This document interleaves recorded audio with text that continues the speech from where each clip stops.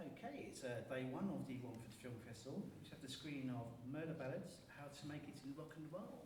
I'm here with the team now. If you start with yourself, go down the line, just say your name and your role in the film, please. Sure. So my name is Tolliday, and I'm the writer, director and editor. My name's Cornelius, and I play Annie in it, and I helped co-produce it, and was also a casting associate on the film.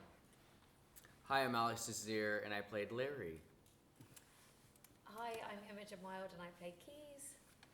Hi, I'm Madeleine Macmahon, and I very briefly play Celine. Okay, obviously this is quite a dark rock and roll comedy here. Can you tell us, how did the project come to be in the first place? So I'm an editor by trade, and I'd edited someone's film, really enjoyed the experience and how they'd approached it, and I just thought, oh, I can do that, that should be easy enough. And so yeah, we wrote a short script with one of my best friends from school, Neil Rickardson, who couldn't make it today, and we made a film called Everything's Gonna Be Fine, which starred Imogen and Fran and Luke, who reprised their roles for the film. And I just enjoyed the experience so much that I just wanted to make more of it, and so we set out an idea of like, how can we take what we have and expand upon it, and we went down one route of just expanding that one scene, which was track 5, where they have a car crash and they fight over who owns the rights to the band. We expanded that to 90 minutes. I was like, oh well, we've got 20 minutes of the film already. Can we write something around that instead? So Neil did, and we went out and made that. We ended up refilming the short anyway because time had passed and we wanted to do it differently. We'd all grown as actors and directors and everything. So yeah, it was born out of just a desire to create really, and to make something that we enjoy and love, which is, I love the mixture of horror and comedy, and dark comedies especially. So it's just born out of that really. And what were some of your influences for writing the script on this one? I'm a huge fan of Blue Ruin and Green Room. If I had to like pick my favourite genre, it wouldn't be like a horror or a comedy. It'd just be films where people just make increasingly bad decisions. And if they just stopped and thought and just like figured it out, it'd all be fine. But instead, they just, in the moment, they just make worse and worse and worse decisions. And I find that really compelling. And yes, I just wanted to make something like that. Okay, and moving from a short to a feature, obviously, how difficult was it making that transition? Oh, it's so easy. Yeah. It was different. Like we always challenged ourselves along the way. Even with the short, we're like, well, we'll set this in one place, but that one place happened to be in the woods with a smashed up car.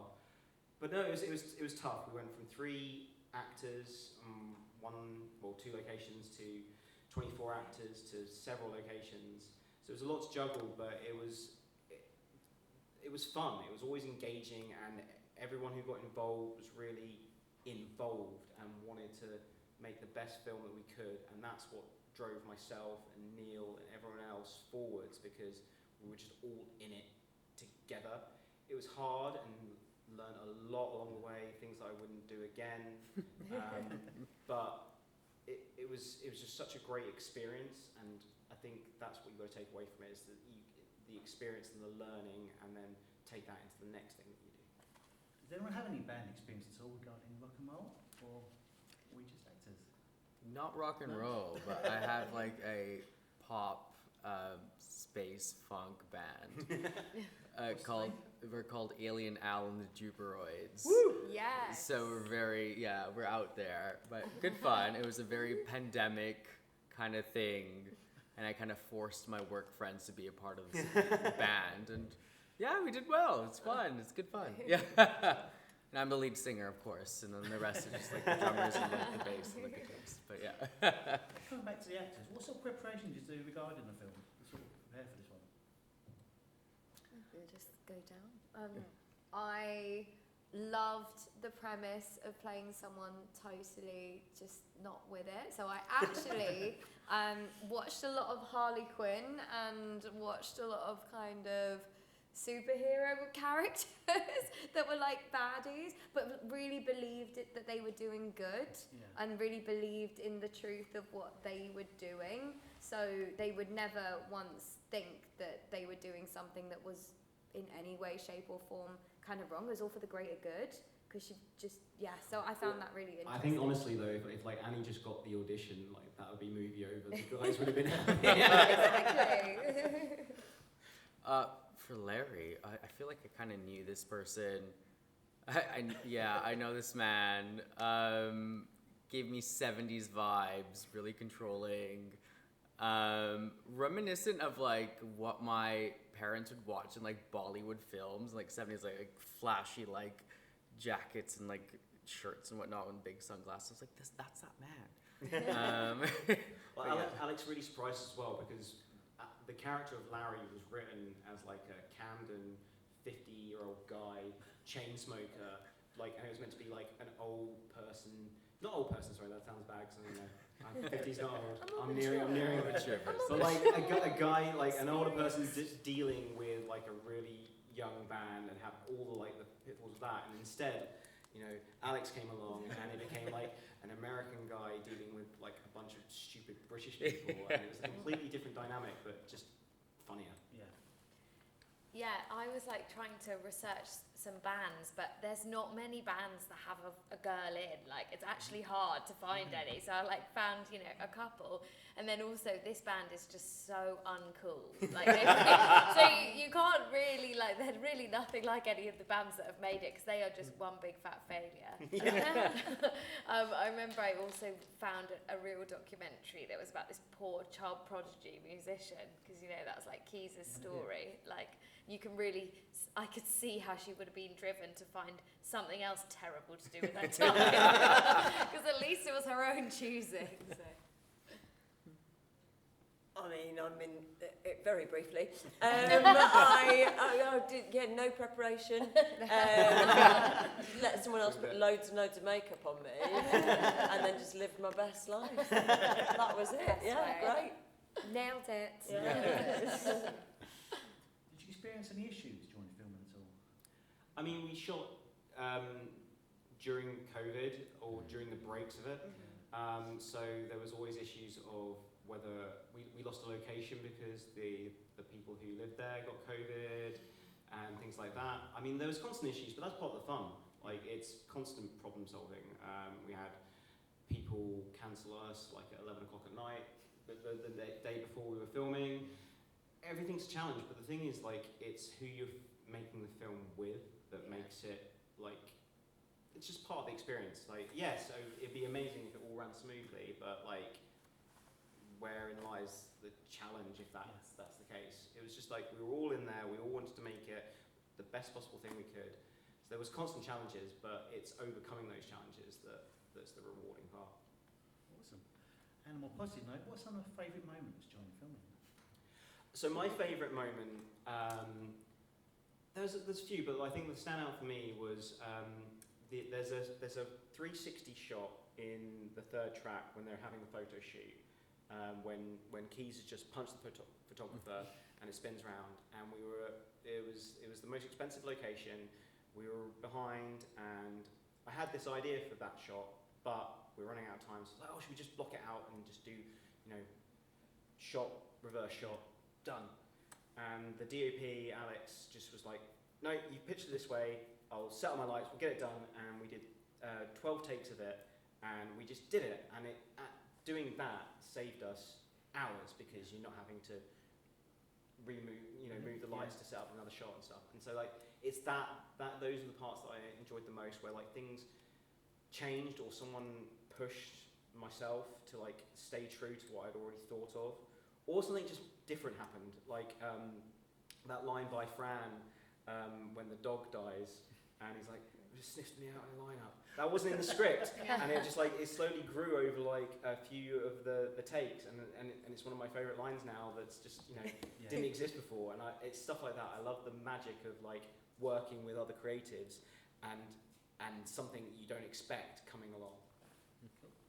Anyone else got any stories there at all? I think my favorite was also like the most challenging I think it was our first day. Yeah. I was on a warehouse floor for like 8 hours or something.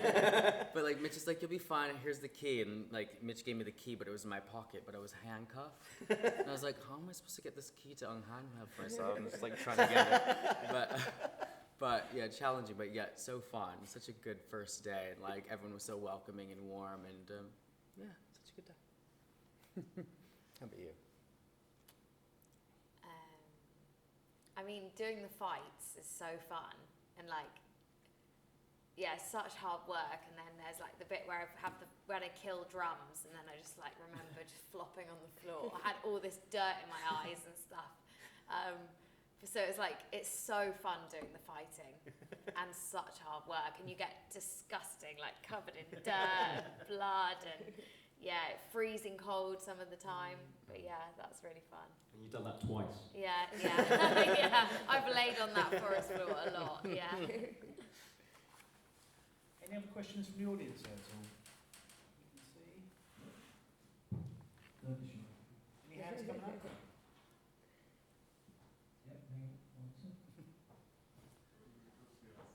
Can't see. Hi, can I just ask the panel, what was your favourite part to film, and what was the worst part? Yeah. I think it'll start from that end. I think my favourite bit was the day that I was in, and genuinely it was really lovely to see, because obviously coming into something, everyone's already up and going and stuff. What was really clear about this is it had a really clear style, and the sort of all the things that have come before it, that it's pastiching and kind of nodding to and kind of playing to, that we had to pick up on quite quickly and kind of go, oh, you're kind of doing this, oh, and this is a big style, but this is like this, and then not quite realising until it was all put together. And this is the second time I've watched it and been like, oh yeah, it does feel like that, or it does feel a bit like Simon Pegg there, or it is borrowing a bit from the cartoony elements of like Grease and kind of weird films that were doing that at the time there, and going, okay, I think hopefully what we did played into that. I'm not really being sure of that, but yeah, there was such a welcoming team that I joked about it, but just doing one day on it was just beautiful. They were amazing. And it was Maddie blew us away in the auditions, and like, we wrote the part specifically for her after she auditioned, because we were like wowed. True story. Yeah. My favourite part to film was the interview scene where we were, where we were like all tripping, because we did stuff where we had the camera strapped around our waist, so it was like filming us. That was really fun. Snorri cam. Yeah, that was such a cool experience, and it was so funny to play that. Probably the worst bit was the very last shot in the film when it was freezing cold. Like, I can't even describe how cold it was. And then when I watched it, I was like, yeah, I can see how cold I am, but it looks like I'm just like finished killing everyone, so it really works. But it was so cold. That's how we planned it. I think it was like snowing. It was almost snowing, I would say. I think my favorite actually is between you and I, Maddie, when we were like riffing off, and there was a moment, I think we were like improvising a bit.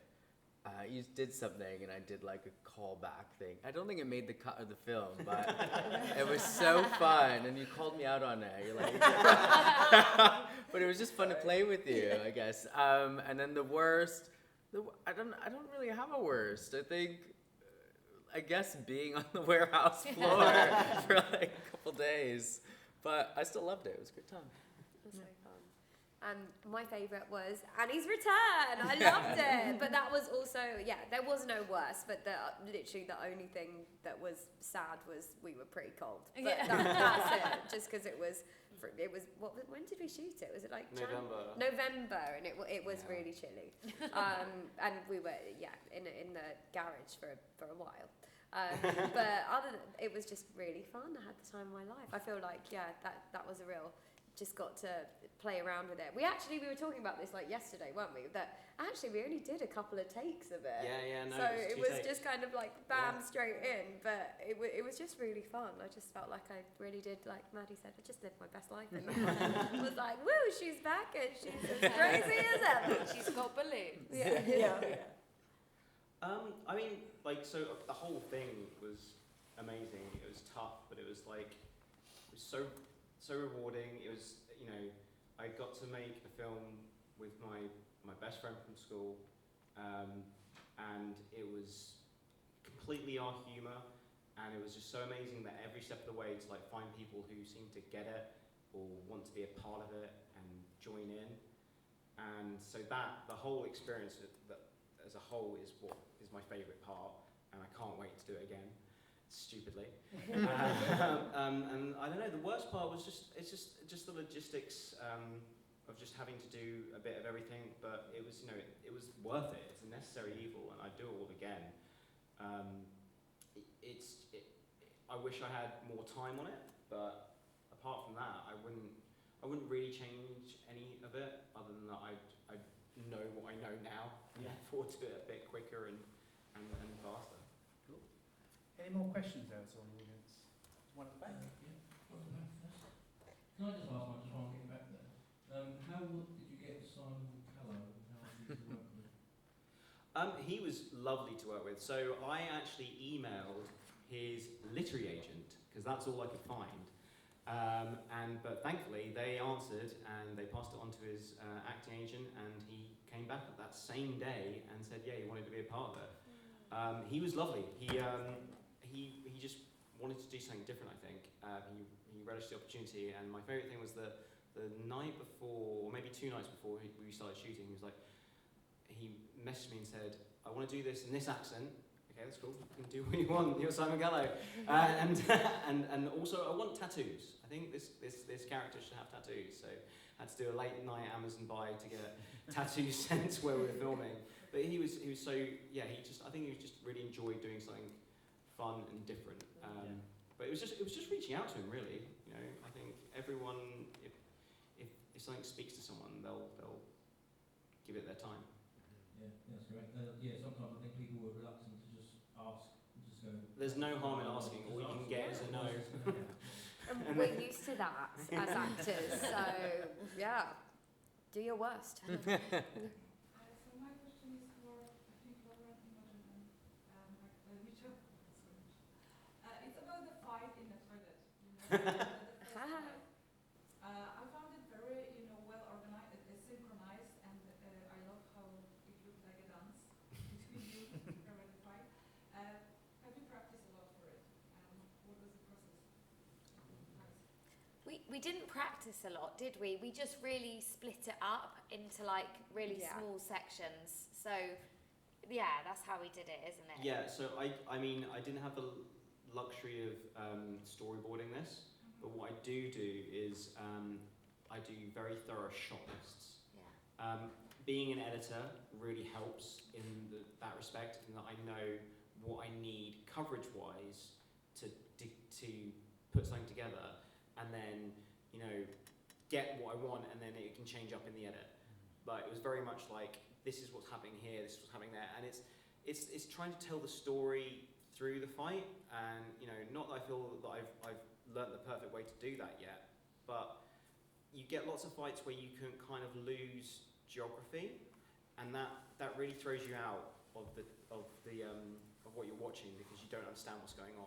So I was very precise on trying to follow what is happening and to who and where, and it's getting wide and then focusing in on the details. But yeah, it's quite like a dance, but we always followed it through. So you start at the beginning and figure out where you're going to be, and there's you figure an overall plan before, but like it is just piecing it together bit by bit. We don't have the option of a stunt coordinator at this kind of level, so it's kind of like just what I can see in my head. But it's there from the script. It's there from the script. It's she hits her this way and then they spin around, or there's 2 hits to the face. That it's very precise, because otherwise you're going to be caught off on the day. And I think the detailed description in the script helps you see what it's going to be to begin with, hopefully. Yeah, definitely. And like, when you're working with directors who maybe don't have an editing background or who aren't editors, I feel like it's too easy to say, we'll fix it in post, or we'll fix that in the edit, or don't worry about that, let's just get it and we'll work it out later. But actually working with Mitch was awesome, because he'd already thought about that. So he's like, actually, no, that won't work. We need to do it this way so that it will make sense. So it's like, yeah, so it was cool. As Imi said as well, we just blocked it, rehearsed it a little bit, and then kind of just rolled with it. But I also not for that particular fight scene, but for the end fight scene, after we filmed our first day, I went back home and I edited it that night just to make sure things were happening. And we went, and then on the 4th day of filming the final fight scene, I was like, we need to get these things again because it didn't work. So that was really helpful as well. Although, you know, I would have loved to have slept. It was helpful to put it together and see like, okay, we haven't joined these dots, so we need to. And I think that was very helpful to do straight away. Yeah, for sure. There's another question over here. Yep. So my question is, had your characters not met their demise, where would you like them to be now? That's a great question. You wrote a whole like Murder Ballads 2. Fine, I have. On the first night, Alex. Murder Ballads, murder harder. Remurdered. Remurdered. Yeah. Larry's laying on a beach without a thumb. He's not dead. We haven't seen his funeral. He's alive.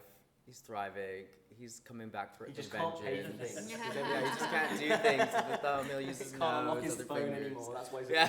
at peace. Yeah, he's around. Yeah. Right, Mitch? Well, obviously Keys is alive, but I hope that she's taken a little bit of her newfound like punk, rock and roll strength, put it back into her classical career, so she's going to get the best of both worlds. Yeah, I would say Annie is doing her World Stadium tour. She's got Maneskin and Charlie XCX supporting. What are you up to, Celine? I mean, I'm still alive. Yeah. Right? I walked away from this shit. I hope you found some better acts to. I hope so. Yeah. I hope so. Yeah. Any more questions there to the audience? No. Okay, back down the panel again, just to finish off. What's next for you guys? Ooh, Ooh. do you know, I'm about to go to New York. I've been nominated for a Drama Desk Award for a play that I did there last year. Amazing. Yeah. So about to do it next time. Yeah, really Come on, excited. Madeleine. Yeah, really excited. Well, I've written a play actually as well, which hopefully it's been on once, but Which is hopefully brilliant. going to be producing that again. So yeah, making some work as well. I'm working on a pilot called Collision Avoidance. It's a sci-fi kind of thing. So hopefully out in the next year or so. But yeah. Nice. I'm teaming up with Mitch again, and we're working on a new project, which is very exciting. And it's a different genre, but I'm super excited about it. And I'm coming on board as a producer as well for a second time because I enjoyed it so much. This was accidental producing. Actually, we're getting on board and working on something else. Yeah, well, so me and Neil are writing a few scripts and ideas together, and the two at the forefront at the moment, we've got a horror, more of a straight horror this time, called Night Call. And then I'm also hopefully looking to direct another comedy horror called Bloody Education in sometime in 2025. Cool. Excellent. Thank you guys. Make the rest of the night. Thank you very much. Thank you so much.